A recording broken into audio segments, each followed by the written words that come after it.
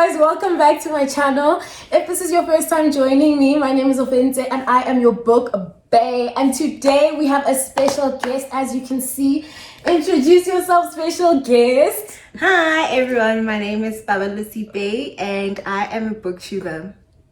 So guys, I really had to have Paballo on my channel because if you remember a couple of months ago, we ran a competition, me in partnership with Bukamoso, Umpile from Bukamoso, and Paballo won the competition. So she's also a booktuber, so I was like, listen, I have to actually get her on my channel. So we reached out to each other and we just discussed that, you know what, this would be a great opportunity to create some unique content. So check out her channel as well. I'm gonna link it down below, and then I definitely know that by now I have put down her social media handles, so check her out on Instagram. Do you have Twitter as well? Are you active on Twitter? I'm not active, no, just Instagram is fine. Okay, so we'll put her Instagram handle somewhere here, and then you can go and check her out as well as her channel. So let's get into the video.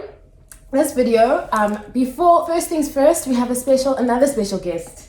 Actually, a third special guest. A big one. Drum rolls.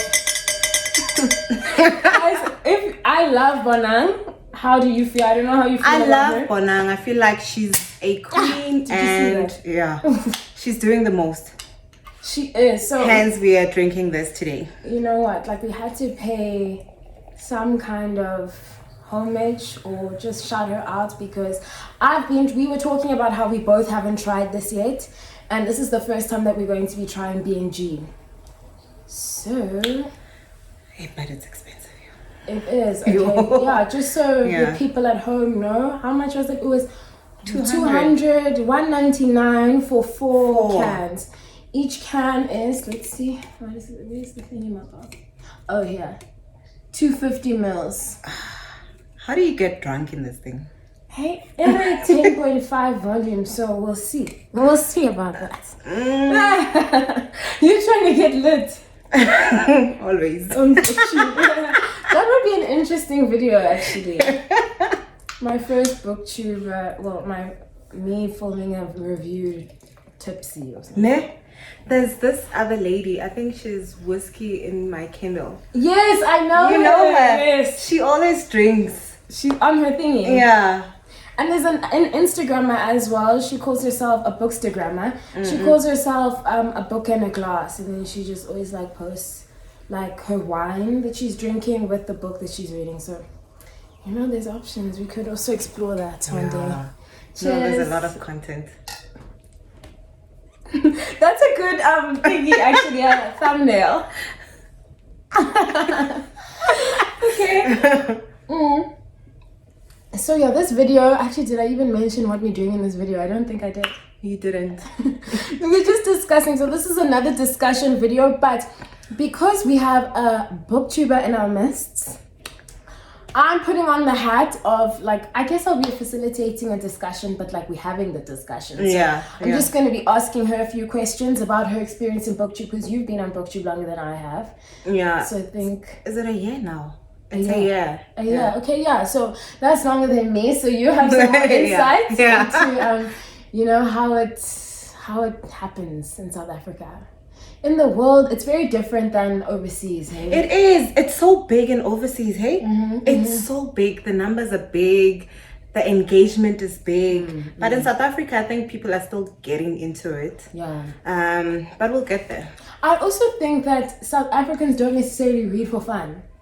That's another thing. Yeah. It's either for academics or if a book, it's like, has a buzz around it. Yeah. That's when, you know, people buy it. But just for fun, you hardly see a person just reading a book in a restaurant or in a park. Yeah, now that you're mentioning it, actually. Because that's one thing, like, you know, we like maybe the younger generation, we're still coming up with a lot of things. And I like observe that, like, it's not really something that is taken seriously. And also then there's an additional layer, like in terms of the Black community. Like, I think that that's also, sometimes it is racialized. Like, as Black women, we can talk about it openly, you know, and it's something that we could improve on. I think.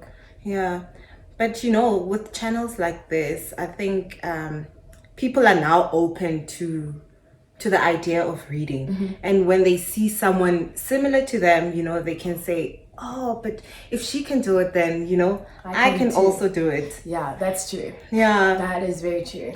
Because the reading for me didn't start like as early as like 5 years, or you know, some people will say I started reading when I was 5. For me, it didn't start like that. I went to public schools, and obviously English was taught in our languages, you know, and I had a fascination for English, and I was like, you know, I really like to read, especially when the teacher reads for us in class. I was like, I would like to read like that. I would like to read like that, yeah. And I was like, let me find a book at home. My aunt had a lot of Meals and Boons. I read them. I didn't understand them at the time. At what age were you reading Meals and Boons? Maybe high school. Okay, that's not too bad. My reading started late, you know. Yeah. So I was like, okay, I don't understand these things, but you know, they will help me understand one day. Yeah. So let's just go with the flow. And I think what these platforms do for those people is to say that, you know, it doesn't matter what background you come from, you know, it's what you want to achieve. That's important, especially when it comes to reading, because, you know, even my collection is still young, and I would like to have like a room. Just big. like a shop, like shelves and shelves, like a library. Exactly, that's what I was going to say, your own library. Oh, that's the goal. Yeah, but this thing is so strong. It is I can strong. taste the 10% and I'm already sweating. It reminds me of this drink my mom used to drink when I was young, Bareke Crown. The way I used to steal that thing. It was so nice. It was so nice. Yeah, it reminds me of it. It's really nice. It's crisp. Ne? I think because we're not drinking it cold. We had like a situation where it was like in the car for a long time, but it's still delicious. So I'm eager actually to try it. Hi, Bada. Yeah. I think it's gonna elevate. Quench the thirst. But you could definitely drink this like a picnic situation. Yeah. I am sweating. So let's get the questions out of the way so then you can enjoy it without like, you know. Yeah. And the next question I wanted to ask you is just like in terms of your experience as a booktuber, how has that been so far? It's really, really nice because the community is nice. Look at us now. We are doing this together because there's this culture of opening up to one another. You know, that makes you really comfortable to do what you want to do, and you don't have like fear of judgment, and you just want to meet these people who are doing the same thing as you. And so far it's been great. I won't lie, it's been great.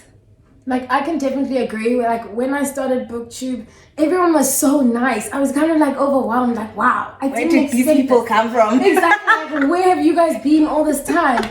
Everyone is open, and even overseas, like some of the booktubers that will reach out to you. Like, this morning, this girl from this lady from Australia commented on my picture and on my post, and I was like, wow, you're so nice, all the way from Sydney, Australia, you know. That was just really like touching, you know, because they'll see stuff and they'll actually engage with your stuff in like a meaningful way. So that is You hardly get not even a single comment that's negative.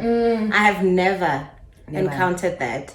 And people just welcome you when you say newbie booktube thingy. You get they are there. Welcome, like they come out of BookTube is nice. It really is nice. And it's something that I also would like to see grow in South Africa a lot, because I just think it has so much potential. It does. I think that for a long time we were discussing it a little bit briefly, like we've had a lot of content being put out, but not necessarily like how we doing it. So I also wanted to ask, how do you feel being one of the pioneers of something like this? I like that word, pioneer. You are a pioneer. It feels so great to be one of the few people. I'd say a few because it's not just as big, you know, as we would like it to be, and I believe it's going to get there. Like South African ones specifically, I can think of maybe 6.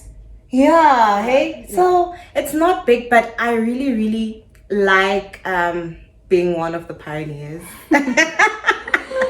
Because people can see that there's room for this. And a friend of mine who is in my book club was like, she's always wanted to start a YouTube channel and for books, but books for children. I was like, start, you know, because I don't know anyone who's doing that at the moment. You know, just looking forward to it growing, you know, and having all these sorts of events and meeting up like we do, you know, exchanging content.